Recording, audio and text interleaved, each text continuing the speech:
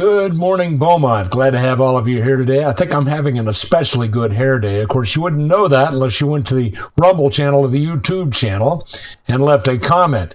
And the comments really drive those two channels, and I really want to hear from you guys there. So the next question is simply this.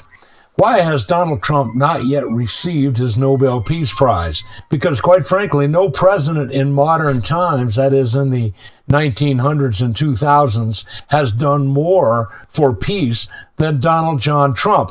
I think that probably says a lot about who's actually on the Nobel Peace Prize committee and what they're really looking for. They want that one world globalist government. Nonetheless, Donald Trump once again signs a peace deal between Rwanda and the Congo. Check this out.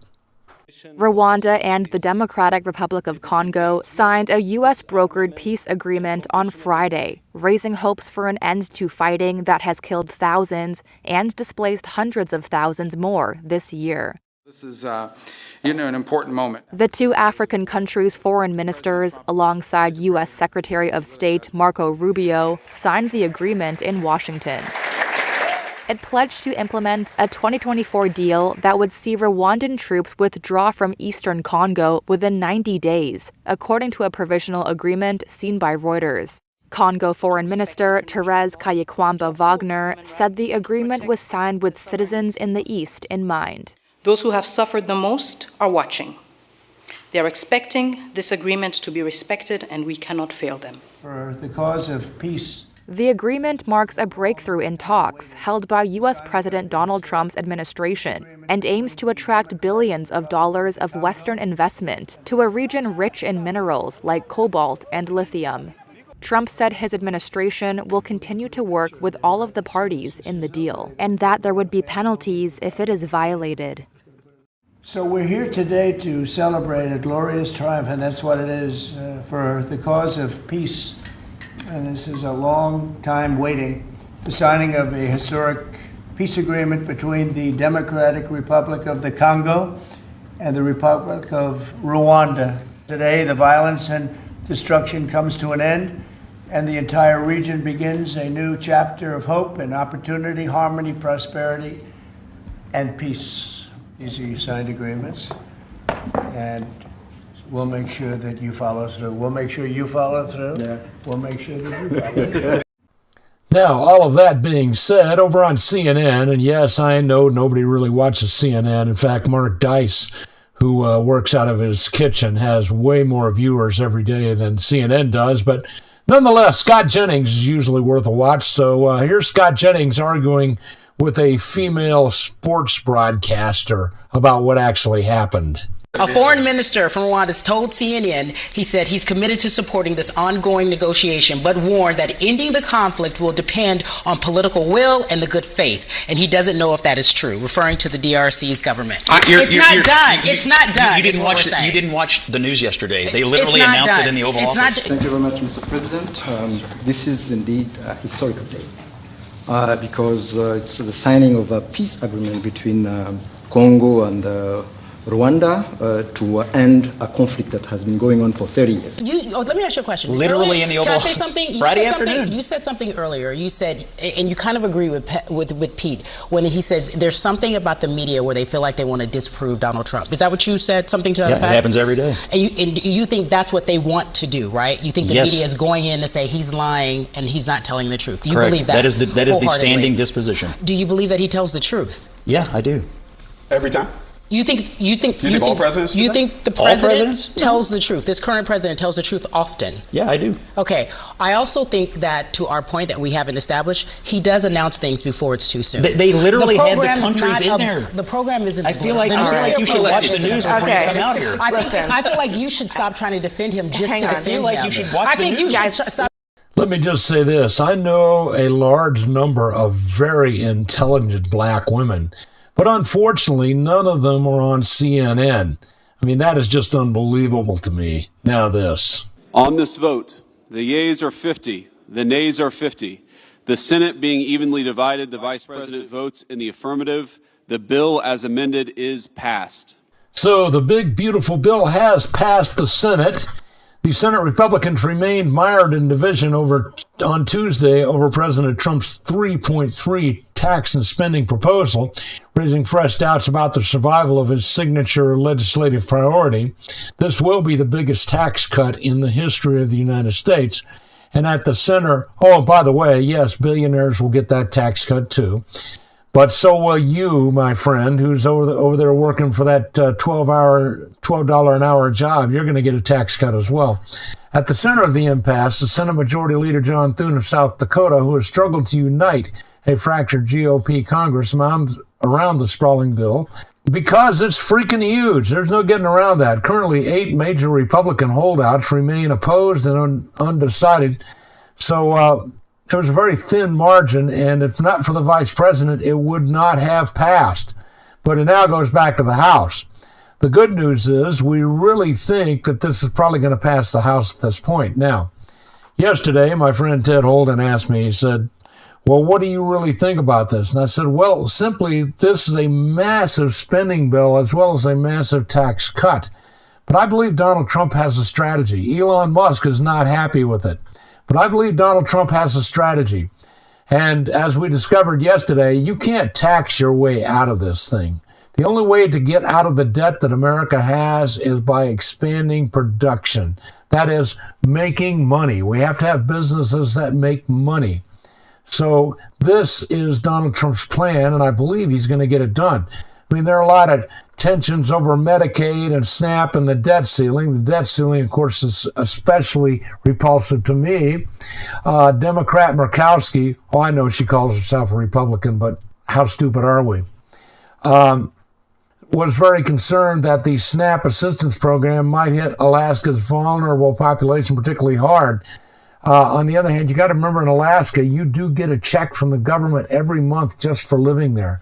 And so they do have a large portion of people in Alaska that don't produce anything.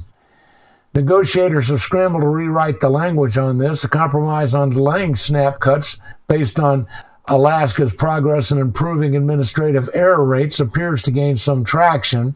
But the language was aimed at providing Alaska with enhanced Medicaid funding match, and it's not yet cleared scrutiny of the parliamentarian. Remember, Elizabeth McDonough was appointed by Harry Reid. Dirty Harry appointed her, and she is a hardcore Marxist leftist Democrat.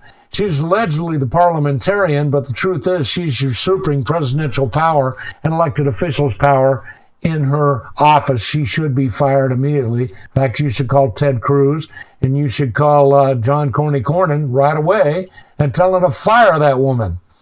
Meanwhile, Rand Paul, I'm going to start calling him Random Paul because I'm not sure what use he is anymore, has proposed replacing the $5 trillion debt ceiling hike with a smaller $500 billion increase. He argues that it would preserve leverage for deeper cuts following a reconciliation bill. But most Americans see the idea as a non-starter. Paul said, I don't want anything when asked if he could be persuaded to support the package in exchange for concessions. Anyway, just before dawn, Democrat Murkowski was seen shaking her head repeatedly during an intense discussion with Thune and Crapo because they both hate Donald Trump. It really irks them that Donald Trump was elected not just by the Electoral College, but he also received a plurality of the vote, having won the total national vote as well.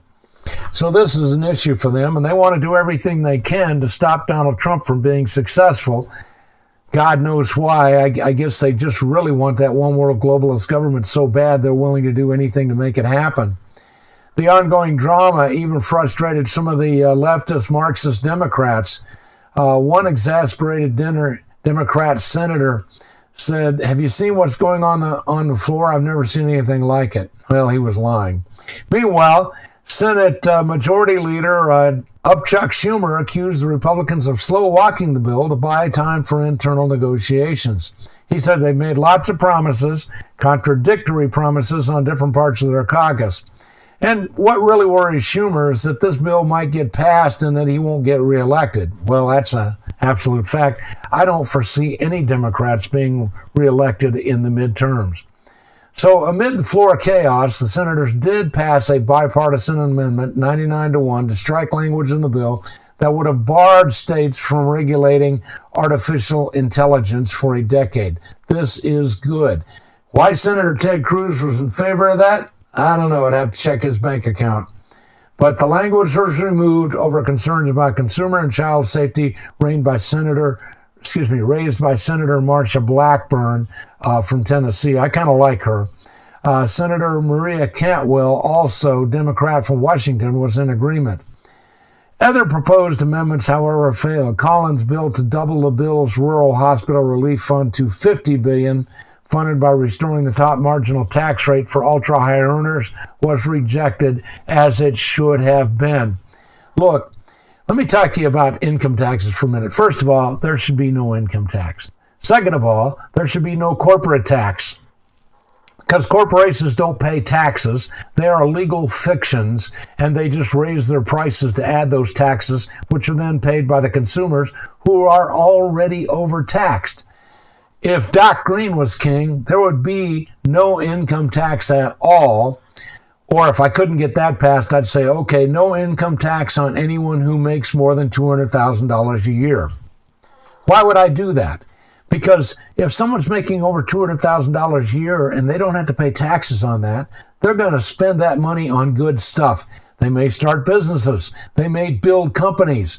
They may just hire people to make their ranch house larger, in which case those guys will pay taxes. But the point is, I want incentives for people to earn more money, not punish them for earning more money. So this is why I would like to see no tax at all. And of course, God bless Donald Trump. He does intend to get rid of the IRS and replace it with a tax on other nations that want to do business here, because this is the greatest market in the history of America. And one final point. America, as of today, which is July 2nd, 2025, right now, America, the inflation rate is back to what it was before Joe Biden took office. Gas prices are back to what they were before Joe Biden took office. The stock market is at record highs, and tariffs have not caused any inflation.